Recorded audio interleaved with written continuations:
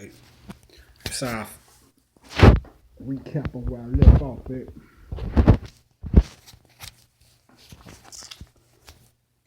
Like I was saying, this right here is a whirlpool.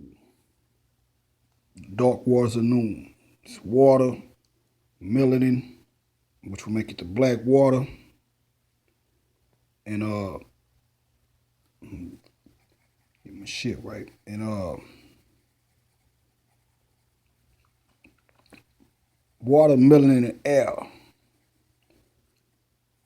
And basically what's gonna happen is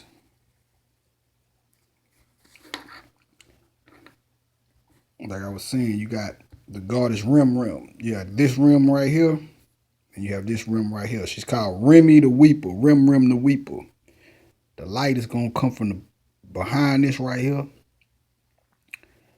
and it's gonna you're gonna have the 7 or the 8 I'm Kimming or the 8 levels of light or 8 gods raise up vertically from this point, which would give you this right here. You know, it'll come out like that. And then you would have the light that weeps like tears. That's where you get in Kemet they speak on the teardrops of Ra or the teardrops of the sun. The light is gonna bust open through here, and it's gonna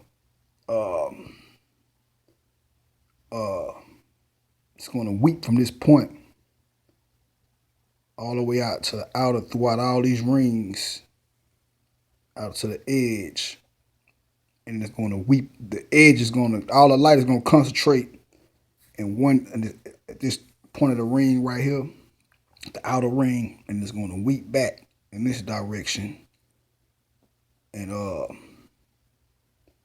those 7 or 8 that came up vertically are gonna come down. Like I said, we'll get to that right there in a minute. But that's the god Remy the Weeper. Then you have Shu on her. Shu is the whirlwind that will have these dark waters swirling in a circle. It's the Shu is the god of breathing power or air.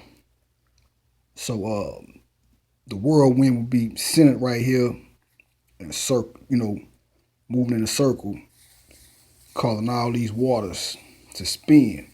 Now that whirlwind is what's gonna suck the light through here from the back of from the back side of the coin, which will be this right here. Now as the light travels from the outer edges of the coin into the inner circle,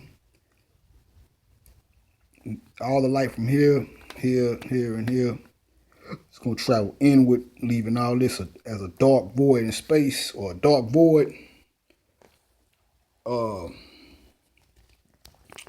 And as it gets to each one of these points within the circle, which represents different, you could say different levels of gravitational pull, the light is going to be pushing upward upon these points right here.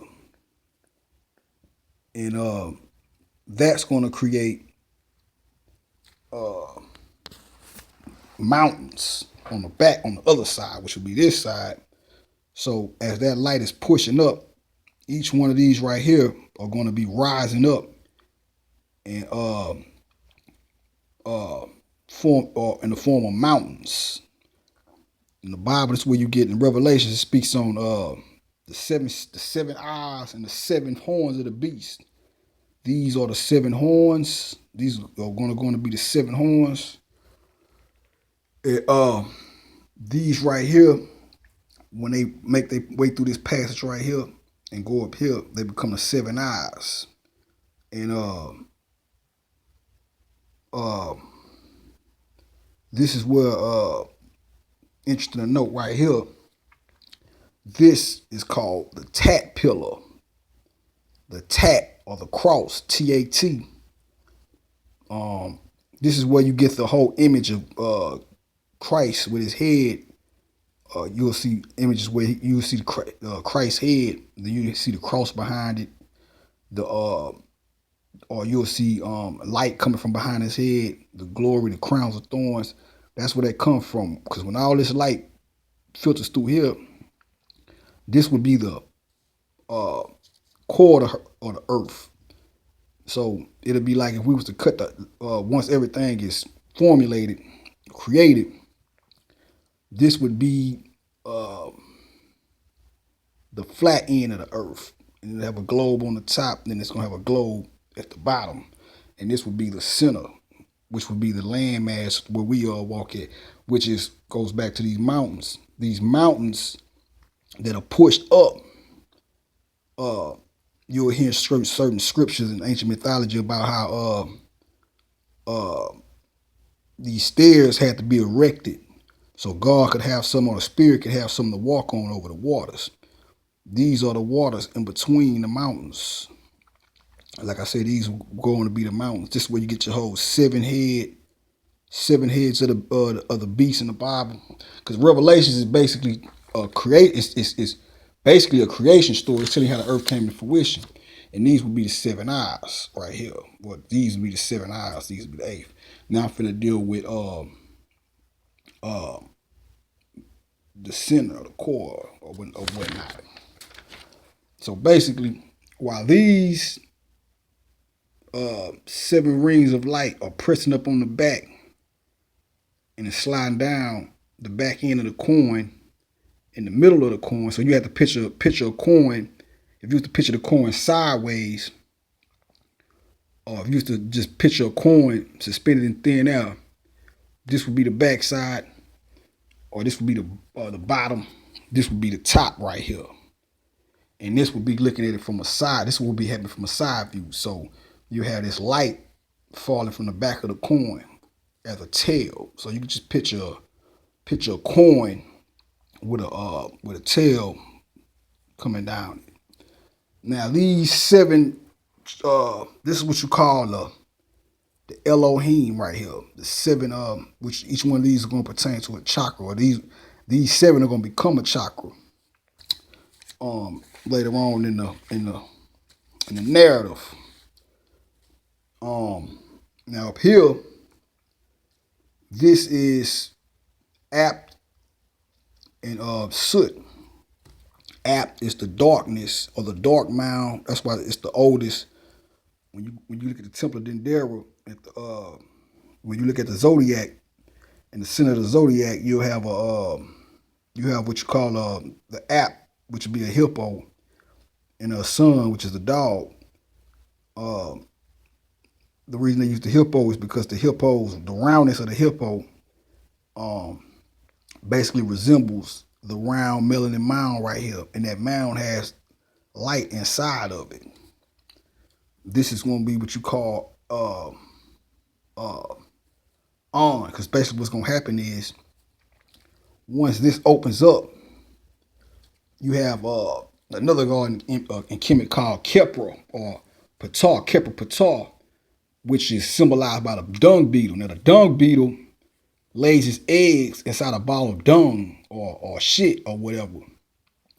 It rolls it up in a ball and it pushes it in it gets on it. It uses its hind legs to push the dung ball with the egg in the center of it in the same direction as the sun travels. This is what happens right here, because once that whirlwind, which is represented by these right here, which you can also look at as the seven hooded cobras and all that. You see a lot of that in Indian mythology or whatever. But what's going to happen is this is going to bust open, and just like the dung has the light inside, the ball of melanin right here is going to roll up with that light, with a ball of light inside of it, and it's going to shoot straight up here and come right here. It's the opener. That's what you call Anubis, the opener of the way, because the first ball of light that travels through here is going to come right here. So you'll have this right here and these right here follow behind it. But the first one to come up is this one right here. That's what's going to actually go on to be the dog star Sirius. This is what you call the Kemen. The 7 at the bottom right here will be the Elohim. And then once this opens up and these shoot through here, it creates the 8. So you have the 7, the 1, and the 8. And this right here, this will be the pineal gland of the earth. This is the center. This is the center of a circle is always the top. So this and this is really the bottom of the circle. So basically what happens is this is where you get the phrase hip hop from, because the leg or the thigh, this is called right here, it's called the thigh, Tangnayika, or the thigh, the leg. You know what I'm saying? That goes back to that to my birthmark, the I on my hip. This is the hip. The hip, that's why, like I was saying just a few minutes ago, you have the hippopotamus goddess that represents the most ancient deity, the ancient goddess. This is the hip. After this opens up and shoots up here and lands right there, these aren't there yet. These got to follow behind. So just imagine you just got this floating up. Now what happens after that is each one of these 7 follows suit. So they have to come through the hip, and each one of these comes through here and compresses into a melanin ball, because in order for these to travel up here, they have to take on a melanin suit or roll up in a melanin ball. And once they do that, you'll have these. This will be the melanin around it with the light in the center. It's called the El Shadi, the star, the El Shady or the El Shadi, the star in the shade around it. The L means star, and this is the shade, Shaddai. Now, each one of these, so like I said, the first one opens, it's the opener of the way, which is Anubis on, shoots up here, and then this one comes through, takes on his melanin suit, lands right here. Then this one comes through, puts on a suit, lands right here. Then this one comes through, puts on his suit, lands right here. This one right here comes through here, puts on his suit, lands right there. This one comes through, boom, puts on his suit, land right there. This one comes through, puts on his melanin suit, lands right here. Then you got the last one that comes through, puts on his suit, land right there. It's Batman, baby. You know what I'm saying? Got to suit up to get up in that in the melanated waters. You know what I'm saying? Now,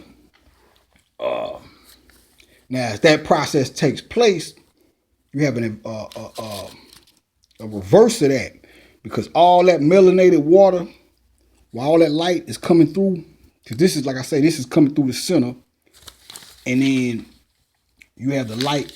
This light right here, the horror sheath or whatever.